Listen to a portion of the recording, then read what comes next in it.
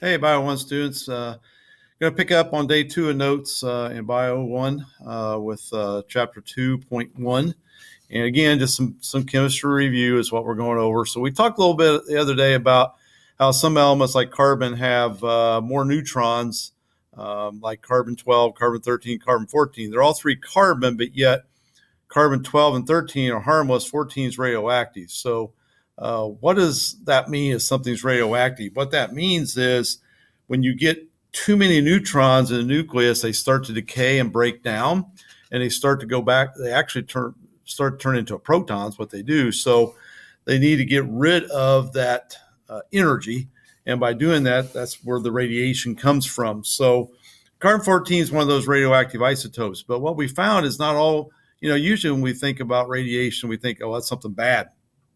Plutonium, uranium, you absorb it, you die, which is true in some radioactive isotopes, but there are some that are very helpful and not that they're not dangerous. So I want to kind of go through how we use some of these to our advantage. And again, if you look at that first statement, this means the nucleus is unstable and it breaks down. Now, what's nice about that, if you look right here, it says they break down at a constant rate over time.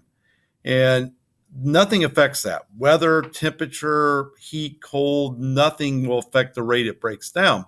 So scientists figured out, okay, if this is something that's not affected by any environmental conditions, then why can't we use this to measure things?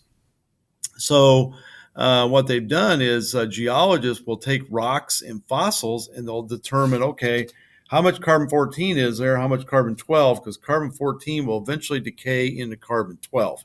It takes a long time for that to happen. So geologists will put that into a computer model and they'll figure out, oh, okay, so if I have this much of 12 and this much of 14, then this dinosaur fossil, let's say find some woolly mammoth and some ice cap somewhere, and they say, oh, it's 10,000 years old. How they come up with that number, these radioactive isotopes is how they come up with that number. So that's what's really important about some of these radioactive isotopes is how can we use them for some practical scientific use, okay? We even use them more in anatomy. If you look at some of these pictures, we can detect and treat cancer. We can kill bacteria that causes food to spoil. We can use them as tracers in the body. So not all radioactive isotopes are harmful. Some of them we use in medicine a lot. I know that my sister just went through some cancer radiation treatments to kill some cancer she had and very successful. How can we ship, produce from Maine all the way to, or from California all the way to Maine and not have it spoil as it's going across the country in a semi? We use radiation. And probably the number one use for it in medicine is to trace things. Some of these will glow. You can give a person radioactive sugar, and you can see from this image down here on the left, anything that's orange and bright red means we're burning that sugar. Anything that's blue means we're not. So we actually can see where tumors are at. We can see, let's say we want to see where do we process a math, how do we do a math formula? What part of the brain is coming up with that answer? We actually give a person radioactive tagged sugar and it'll glow like a neon sign. What part of the brain's working? So we've actually learned more about the brain the last 15, 20 years and all the other years combined because of this technology. So not all radioactive isotopes are dangerous. Some of them we can use to help us in the medical field. And I think that's really important.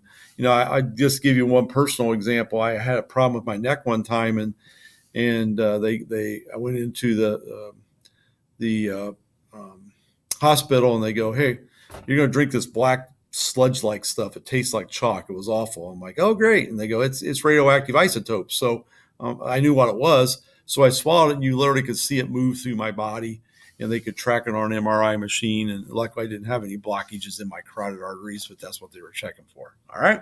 So hopefully that makes sense. So that's what we use radioactive isotopes for. The last thing I want to kind of go over today, so this will be a kind of a short video. Sorry about the interruptions. It's like normal school. Is chemical compounds. So what happens if I take two elements or more on the periodic table and I put them together like C6H12O6, which is glucose, or H2O, which is water, or whatever? NaCl, which is table salt. What we found is you can't just take any elements you want and say, hey, let's just put these together and see how they work. It doesn't work that way. What we found is some elements will go together and some won't, but it's always in different proportions, like C6, H12, whatever. We use a shorthand method to show those. Hydrogen is an H, C for carbon. Unfortunately, there's too many elements that have the same first letter, so we have to be kind of creative. And I know some of them don't seem to make sense, like Na for sodium, and Ag or Hg for mercury or whatever. But what we do is we try to come up with some kind of a symbol. And you guys all have looked at the periodic table. We're going to use the periodic table. We've done some assignments on that already. And you always see a 1 or 2 letter symbol. Some of them up in the hundreds will actually even use 3. So that's something that we will not get into great detail in this class about, but we just want to kind of hit some of the ones we're going to use: ATP, glucose, CO2, H2O, things like that. So real quick here, and then we'll probably be done for the day, what determines if an atom is going to combine with another atom? Okay, we have these things called valence electrons. I don't know if you guys remember this from junior high science, but valence electrons are electrons that are in the outer shell. And I'll show you what I'm talking about here. I'll draw some out here while I'm going through this. So as I'm talking, I'll show you on a picture that hopefully will make sense. I don't know if you guys remember, we're going to do some of these, what we call Bohr models, where we actually show where the electrons are at. So I'm going to put carbon.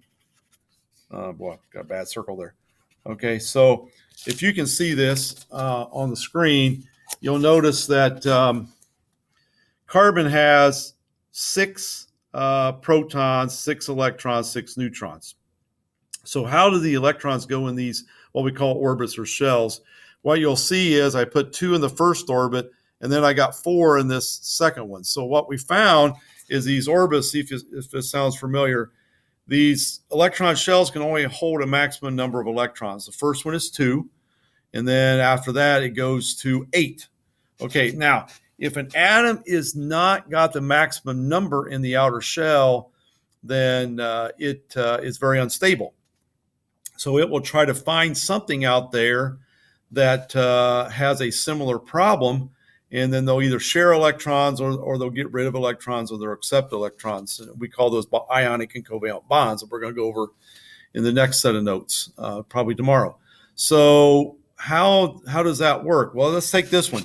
Okay, so carbon's got these 4. So it's going to try and find something that has a similar problem. I'll show you one thing that it does. It can combine with several different elements. That's why carbon's kind of the backbone of living things, is because it has lots of possibilities. It can find 4 electrons from lots of different sources. Okay. So let's say, we got hydrogen, which is a weird one. This has got 1 electron. Okay. And hydrogen, since it only has 1 electron, it needs 2. So it's going to come in here and start combining with these electrons from carbon. And 4 of them will do that. So that's called CH4. So CH4 is simply 1 carbon atom. Makes sense, right? 1 carbon atom, if you can see it down here at the bottom. Okay. And 4 hydrogen, CH4. So now everybody's happy, because now carbon has, if you add them up, 2, 4, 6, 8. That's the maximum it can have. So it's happy. And hydrogen's happy because it just needs 2. And it's going to share with carbon. So this is called a covalent bond.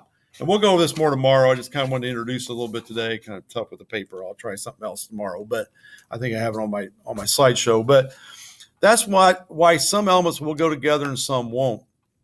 And you have to understand that some chemical compounds, they become different. They have different characteristics when you put something together. So you might have 2 harmless things. You put them together, they become dangerous. You have to be careful what you put together in a chemistry lab.